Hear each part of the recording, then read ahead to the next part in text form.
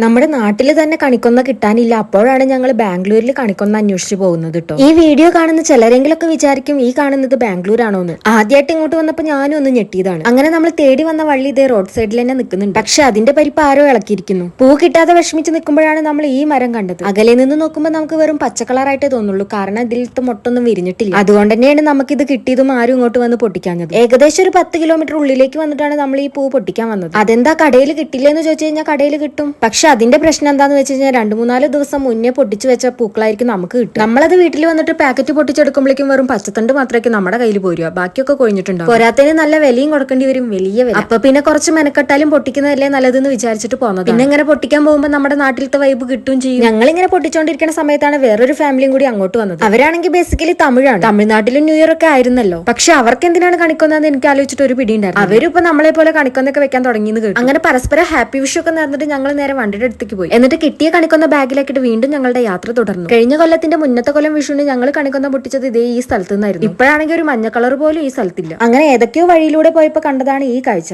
ഇത് നമ്മുടെ ചോളത്തിന്റെ തൈകൾ നട്ടിരിക്കുന്നതാണ് കേട്ടോ. കുറച്ചുകൂടി മുന്നോട്ട് പോയപ്പോ കണ്ടതാണ് ഈ വലിയ ഗ്രൗണ്ട്. ഇവിടെയാണ് ക്രിക്കറ്റ് പരിശീലനത്തിനായിട്ടുള്ള സമ്മർ ക്യാമ്പ് നടക്കുന്നത്. പിന്നെ ഈ ചെടി കണ്ടപ്പോ കണിക്കൊന്നെന്ന് വിചാരിച്ചിട്ട് ഞങ്ങൾ വഴിയിൽ നിർത്തിയതാണ്. പിന്നീട് മനസ്സിലായത് കണിക്കൊന്നല്ല. എന്നാ പിന്നെ വണ്ടി നിർത്തിയതല്ലേ വിചാരിച്ചിട്ട് ഞങ്ങൾ കുറച്ച് എരിക്കുംപൂവ് കളക്ട് ചെയ്തു. എല്ലാ വർഷവും വിഷുവിന് എരിക്കുംപൂവ് വെച്ചിട്ട് കൃഷ്ണന് മാല ഉണ്ടാക്കാറുണ്ട്. ആ വീഡിയോ ഞാൻ മറ്റൊരു ഷോർട്ടായിട്ട് പൂവ് ബാഗിൽ വെക്കുമ്പോഴാണ് കണ്ടത് ഞങ്ങൾ പൊട്ടിച്ച കൊന്നപ്പൂവൊക്കെ വാടിപ്പോയിരിക്കുന്നു. എന്നാ പിന്നെ കുറച്ചുകൂടി നല്ല പൂക്കൾ പൊട്ടിക്കണം എന്ന് വിചാരിച്ചിട്ട് ഞങ്ങൾ വീണ്ടും വണ്ടി എടുത്തു. അപ്പൊ കണ്ടതാണ് ഈ കാഴ്ച. തിരിച്ചു പോകുമ്പോൾ ഒരു പാർക്കിൽ നിറയെ കൊന്നപ്പൂ കണ്ടു. പക്ഷെ നമുക്ക് പൊട്ടിക്കാൻ പറ്റിയില്ല, അത്രയും ഹൈറ്റിലായിരുന്നു. അതിന്റെ വിഷമത്തിൽ വീണ്ടും തിരിച്ചു പോകുമ്പോഴാണ് കാട്ടിൽ വേറെയും കുറച്ച് കൊന്നപ്പൂ നിൽക്കുന്നത് കണ്ടത്. ഈ ചെടിയാണ് ഞങ്ങളെ ഇടയ്ക്കിടയ്ക്ക് കണിക്കൊന്നയാണ് വിചാരിച്ചിട്ട് പറ്റിക്കുന്ന ചെടി. നിറയെ മുള്ളും കമ്പിവേലിയൊക്കെ വകഞ്ഞു മാറ്റിയിട്ട് വേണം നമുക്ക് കണിക്കൊന്ന നിൽക്കുന്ന സ്ഥലത്തേക്ക് എത്താൻ. അങ്ങനെ വഴിയരികിൽ കണ്ടതാണ് ഞങ്ങൾ ഇത്. ആരുടെങ്കിലും ശവകുടീരാണോ അതോ വല്ല ദൈവങ്ങളും ആണോ എന്ന് ആർക്കറിയാം.